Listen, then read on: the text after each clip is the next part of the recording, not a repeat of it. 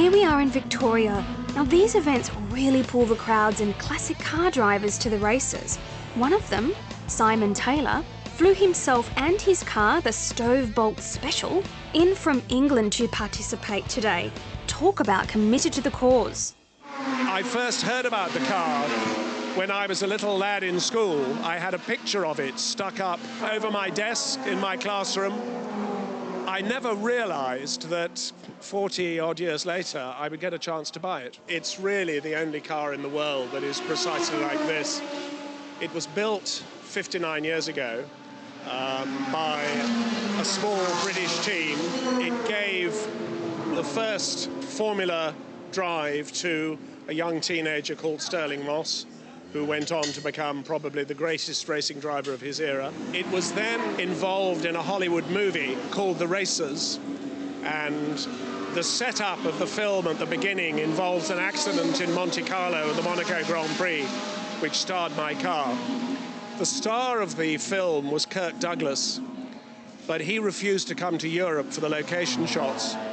So when they'd done all the location shots, they then had to fly the car to America so that Kirk Douglas could sit in the studio with a moving backdrop, looking as though he was going very fast.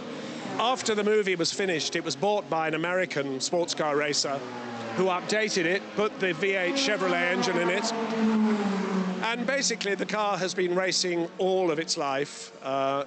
This is a wonderful circuit. It's a very complex circuit, particularly for newcomers like me who don't know it very well. It's very demanding, and this whole race meeting is extraordinary. I'm lucky enough to be able to go to historic motor racing all around the world, North America, Europe, Japan, and Phillip Island is something special. It's certainly, in my view, one of the 6 or 7 best historic motor race events in the world. It has a wonderful array of motor cars, not only cars that have raced in Europe and cars that have their own history, but it has a wonderful selection of cars which Europeans like myself never see. Famous Australian specials, cars that were built here in the pre-war years and in the 1950s, which are preserved and still raced very hard. Because there is one thing that all historic racers believe, which is that if you have a piece of history, what you mustn't do is put it in a museum and polish it.